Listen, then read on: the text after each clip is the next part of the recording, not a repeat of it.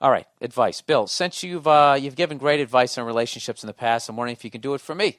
I've been with this girl, this lady of mine for years, and we're planning on getting married. Oh, Jesus. We're both only 20 years old. I'm a college dropout since I'm certainly a more blue-collar individual. She is going to college to work with children. We both work full-time jobs, mine being the night shift in a warehouse selecting orders to go to individual stores, stressful and physically challenging.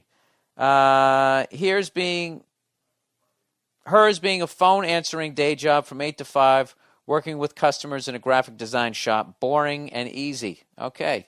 He's defined his job as stressful and physically challenging, and her job is boring and easy. Never underestimate how tedious a boring job can be. I'd rather do your job, walking around breaking balls. Look at his fucking shirt, dude. Fucking queer. Drive by on the fucking forklift, right? You guys start a softball league. You have a great time. Rather than sitting there having your ass fall asleep in a cubicle, listening to people bitch because they can't figure out how to work their set it and forget it. Grass is always greener, my friend. Why don't I shut my fucking pie hole and read the rest of this? All right. Since we started dating, she seemed to do everything to keep me interested. Make me breakfast in the mornings on some days. Go to concerts with me when she didn't necessarily like the music. The whole works. But I've noticed that she's without question just been lacking in the care department. She just sits and watches TV every night and eats and complains about gaining weight. I come home in the morning to do the dirty dishes that piled up in the sink from her having friends over while I'm at work for the night, and get yelled at for not cleaning them when I saw them sitting there, but I had no part in making them dirty. Dude, what the fuck? You can't have that. She leaves clothes laying around every room in the house, and that's not even how she is with me. She has seemed to develop some kind of self-righteousness where everything that she yeah, dude, I really got to proofread these people. So many spelling mistakes. She has seemed to develop some kind of self-righteousness where everything that she says throughout the day should be my main concern, and I should go out of my way to make her life easier. I do her college homework. I take care of the $2,000 dog I bought for her. I work on her car when she nearly runs the damn wheels off the thing, and I do chores for her family she volunteers me for. Dude, she has your balls in a little, that little engagement ring you bought her? If you bought her yet, your balls are in there too.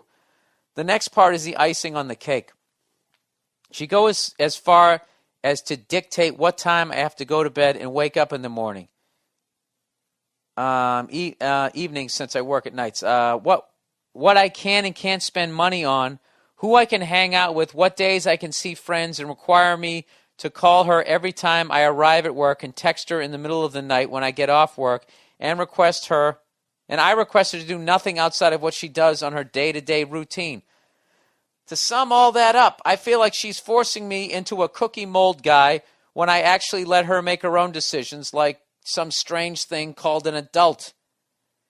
All right, I'm going to stop right here, dude, because this is just going to be more fucking misery. All right. This is what I've said this before on the podcast. You have to, I don't give a fuck how good the woman is that you're with. You really have to be careful because all this shit you see on TV where women are just constantly, there's all this fucking information out there about how guys are assholes to women. There's just reams of it. And there needs to be because guys are assholes to women. So women, I think, are more aware. Or at least they should be more aware because they got all these fucking goddamn shows with either from 1 to 4 twats sitting around bitching about guys and all the shit that we do. But there's no show on TV where you have 4 guys just sitting around a coffee table, drinking some hot cocoa with some pillows and wearing sweaters and their favorite shoes, talking about, not losing yourself in a relationship. That's what you've done here. All this shit that she's doing is your fault. Okay? And what's great about being a guy is you can blame the victim, which is why we're better problem solvers. All right? This is your fault. This is all on you. You don't like any of this shit. You have to sit down and talk to her. Okay? You're not required to call her. You can go to bed when you fucking want to go to bed. And you can just sit there and tell it, you did those dishes, you clean it up. Okay? Now, here's the point. This is the key with broads. This is what you got to do. You can't be mean. There's no reason to be mean here. There's no reason to yell. There's no reason to be angry. Okay? All three of those things is what she wants you to do. Because she knows, she's going to know she's fucking wrong.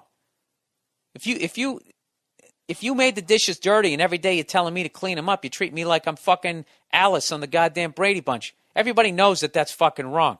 So what women do when they're fucking wrong is they try to make the argument about something else.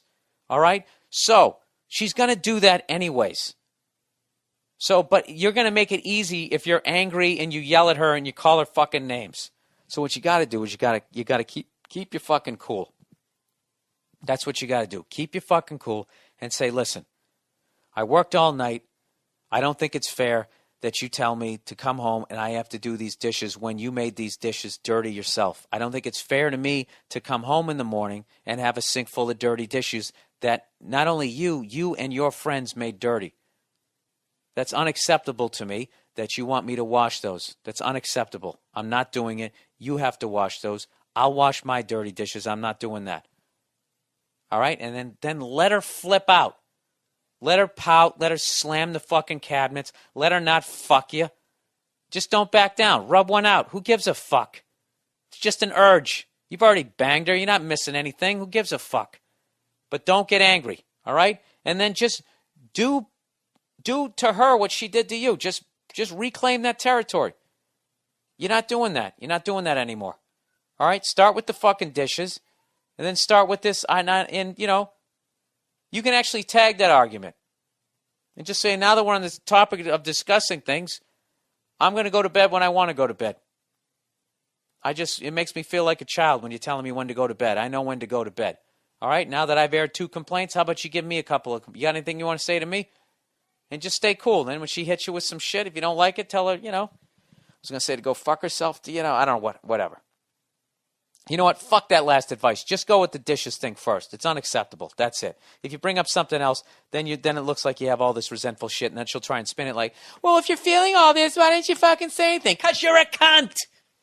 That's what's going to happen, and then you're going to lose the argument, and then next thing you know, to make up for it, you're not going to be getting any pussy from her, and you're going to be doing a whole sink full of fucking dishes that you didn't dirty. All right, moving on. But, sir, you have all the power there. Just keep your fucking cool.